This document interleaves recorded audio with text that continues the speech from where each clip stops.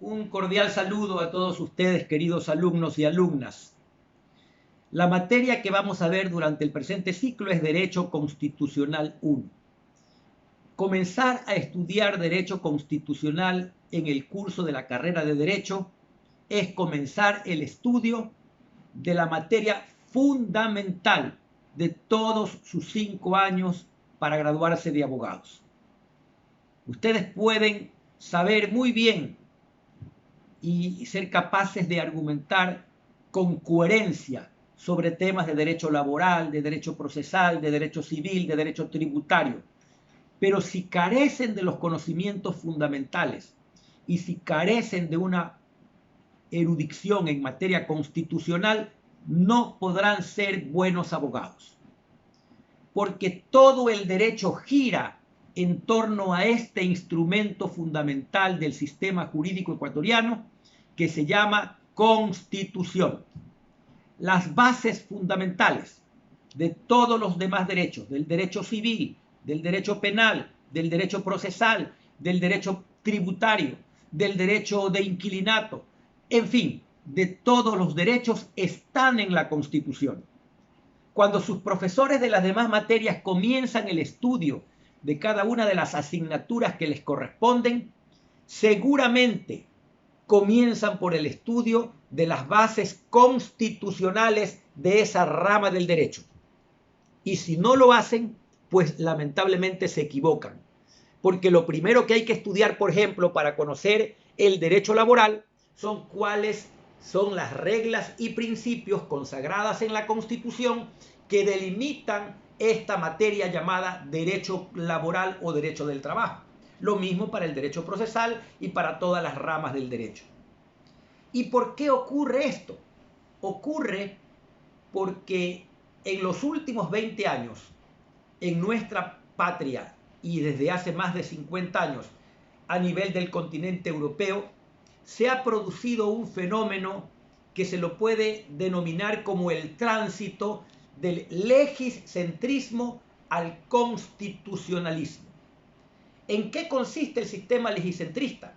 El sistema legicentrista consiste en una concepción del sistema jurídico que ubica a la ley como el núcleo, como el centro del derecho.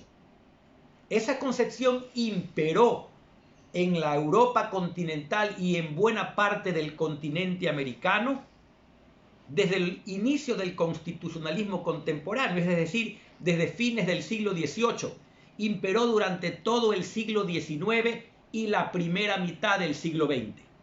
Es a partir de la segunda mitad del siglo XX que comienza a cambiarse el sistema legicentrista por el sistema constitucionalista.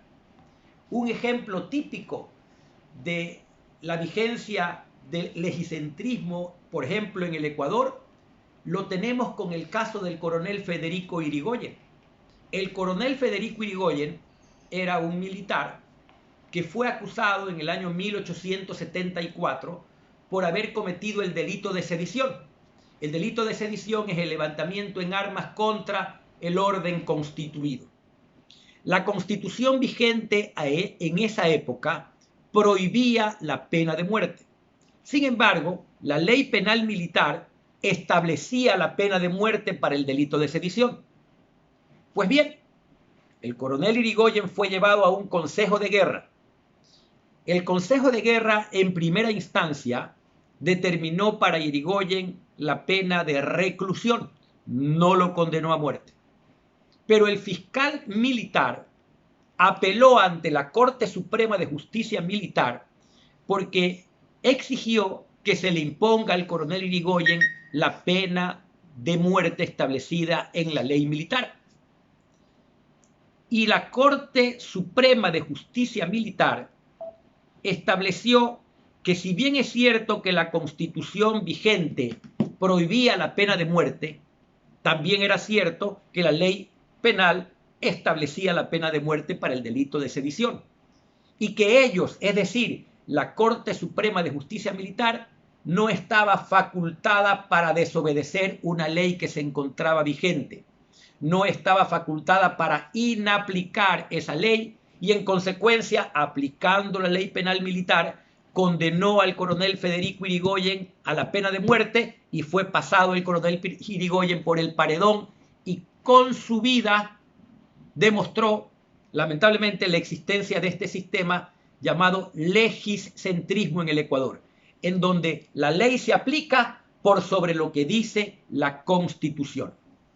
Pues bien, los abogados, cuando íbamos a los juzgados y tribunales, me refiero al ejercicio profesional hasta casi el final del siglo XX, hasta los años 1990, llamémoslo así, no íbamos con la Constitución, íbamos con la ley, con el código, con el reglamento, con el estatuto, con la ordenanza que servía para defender a nuestro cliente ante los juzgados y tribunales. Y cuando teníamos que estudiar el caso, no abríamos la Constitución, básicamente abríamos la ley. Y en base a las disposiciones secundarias de la ley, del estatuto, del reglamento, defendíamos a nuestros clientes. No era frecuente argumentar en ayuda de la causa que uno defendía principios o normas consagrados en la Constitución. ¿Por qué razón? Porque se entendía que la Constitución era un conjunto de programas, un conjunto de principios, un conjunto de propuestas que necesitaba ser reducido a ley, que necesitaba ser convertido en ley para que una vez convertido en ley por el Congreso Nacional tenga aplicación directa ante los tribunales y ante los juzgados. La Constitución no tenía fuerza normativa. La Constitución era una Constitución programática, una Constitución ideológica, una Constitución de principios. Pero era un texto lisiado que requería de una muleta para ponerse en movimiento. Y esa muleta era la ley. La ley era la que se aplicaba. Ese es el sistema legicentrista. Cuando nosotros estudiábamos, y me refiero a los estudiantes, por ejemplo, que nos graduamos, como yo aquí en la Católica, por la década de los 70 del siglo pasado, de 1970, 1980, hasta 1990, nunca nos enseñaron a nosotros a interpretar la Constitución. Y si bien teníamos la materia de derecho constitucional, era una materia con mucho menos carga horaria que lo que existía ahora y desprovista del contenido fundamental que van ustedes a aprender en la materia Derecho Constitucional 1 y Derecho Constitucional 2. Es decir, por ejemplo, de la aplicación de la ponderación, del test de la proporcionalidad, de la interpretación de la Constitución y de una serie de cosas que en esa época se desconocían en la doctrina, en la jurisprudencia y en la legislación ecuatoriana. Sin embargo, este tránsito del legiscentrismo al constitucionalismo ocurrió a nivel europeo y con la influencia del poder europeo y del continente europeo también a nivel de América y particularmente del Ecuador, luego de la Segunda Guerra Mundial. Luego de la Segunda Guerra Mundial, los juristas y la sociedad en general estuvo realmente pasmada de cómo era posible que aplicando la ley, tanto Hitler en Alemania como Mussolini en Italia hayan cometido tantos abusos y tantos excesos. El genocidio, por ejemplo, de los judíos por el gobierno nacional socialista nazi de Alemania. Y entonces los juicios de Nuremberg demostraron que una cosa era la ley que aplicaban los nazistas, otra cosa era el derecho, otra cosa era la justicia. Es decir, la ley no podía estar por sobre el derecho, la ley no podía estar por sobre la justicia. Había principios, había normas fundamentales que tenían que ser obedecidas y esas normas estaban consagradas en un texto superior al texto legal que aplicaban los nazis para justificar el exterminio del pueblo judío. Esas normas estaban contenidas en el texto constitucional que recogía valores y que recogía principios que aunque no estén traducidos en la ley, sin embargo, informan todo el ordenamiento jurídico y no puede la ley aplicarse en contra de esos valores y en contra de esos principios, so pena de que la ley se convierte en una ley injusta, en una ley contra derecho. Entonces, se comenzaron a crear las cortes constitucionales a nivel del continente europeo. La primera de ellas apareció en 1920 en Austria. Fue una corte influenciada por el pensamiento kelseniano. Kelsen había venido pregonando la necesidad de que exista un control de la constitucionalidad del cual carecía Europa. En América ya existía el control difuso de la constitucionalidad, el control judicial de la constitucionalidad. Me refiero a Estados Unidos de Norteamérica, que como ustedes verán conmigo y con nuestros ayudantes de cátedra en el presente ciclo, fue proclamado a través del juicio en el caso Marbury versus Madison en el año 1803.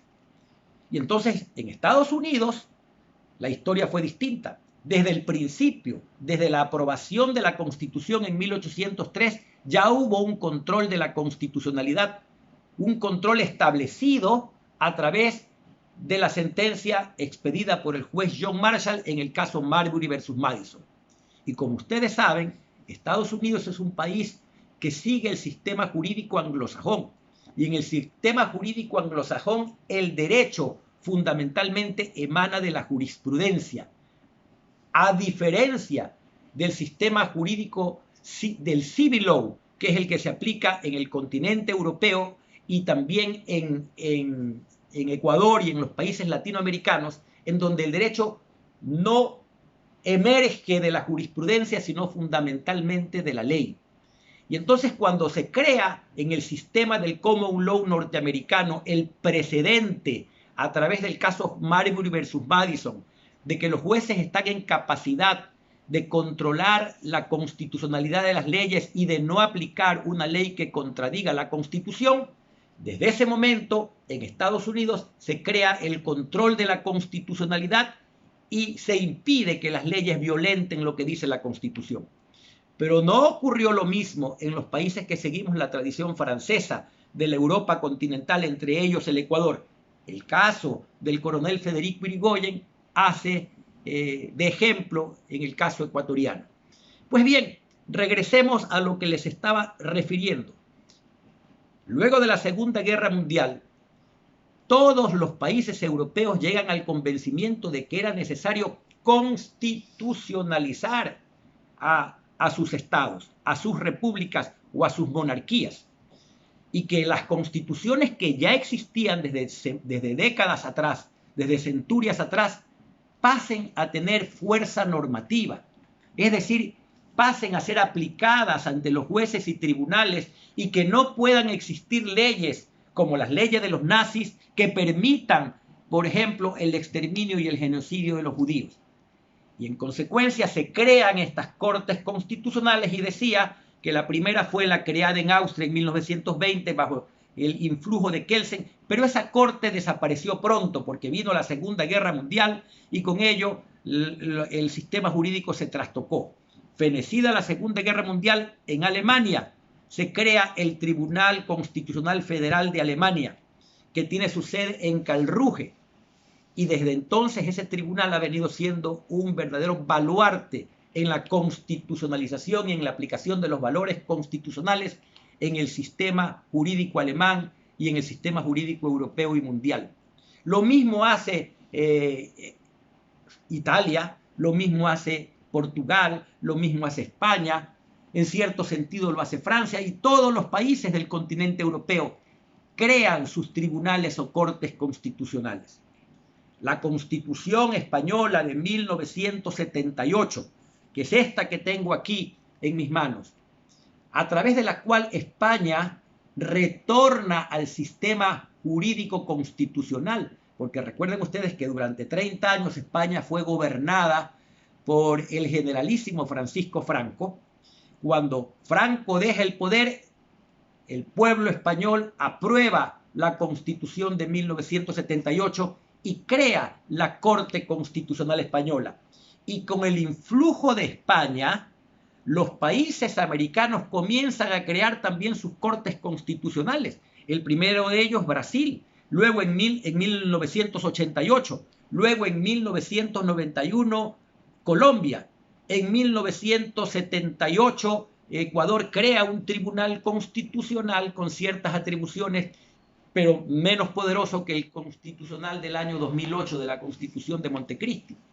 Pero luego también Perú, Bolivia y Chile, todos los países latinoamericanos comienzan a crear sus tribunales o cortes constitucionales que coadyuvan ¿a qué?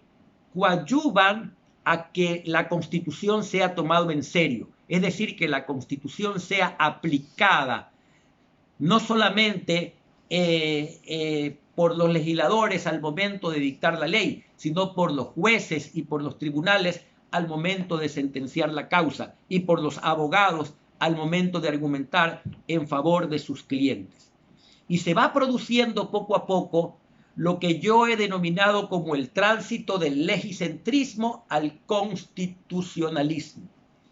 Este tránsito del legicentrismo al constitucionalismo se da a través de varios aspectos que voy a tratar de resumir en los siguientes hechos. En primer lugar, desde el principio de la creación de las constituciones modernas con el triunfo de las revoluciones norteamericana, francesa e inglesa a fines del siglo XVIII, que comienza la constitucionalización de los estados, tanto de Europa como después de las colonias americanas que se liberan de Inglaterra y que se liberan también de España y de Portugal. En todos estos casos, en las constituciones que se comienzan a crear, se establece el principio de supremacía de la Constitución. Claro, la Constitución era norma suprema, pero no era norma jurídica suprema, como les he dicho. Era programa supremo, era principio supremo. Digámoslo de una manera quizás un poco exagerada, era verso supremo, pero no era norma jurídica suprema. Pues bien, se vio la necesidad de, junto con el principio de supremacía de la Constitución, crear otro principio que es el principio de fuerza vinculante o fuerza normativa de la Constitución. Que la Constitución española lo dice en forma muy escueta pero muy clara en su artículo 9, número 1. ¿Qué dice la Constitución española? Los ciudadanos y los poderes públicos están sujetos a la Constitución y al resto del ordenamiento jurídico. Los ciudadanos y las instituciones del Estado están sujetas a la Constitución y al resto del ordenamiento jurídico. Pues bien, este es el principio de fuerza normativa o fuerza vinculante de la Constitución, que nosotros lo tenemos en el artículo 426 de la Constitución ecuatoriana. ¿Qué dice el artículo 426 de la Constitución ecuatoriana? Recuerden ustedes, el 424 establece el principio de supremacía de la Constitución. La Constitución es la norma suprema y prevalece sobre cualquier otra norma del ordenamiento jurídico. Pero el 426 dice: todas las personas, autoridades e instituciones están sujetas a la Constitución. 424, principio de supremacía. 426, inciso primero, principio de fuerza vinculante o principio de fuerza normativa de la Constitución. Ahí llegamos un par porque yo creo que llegó María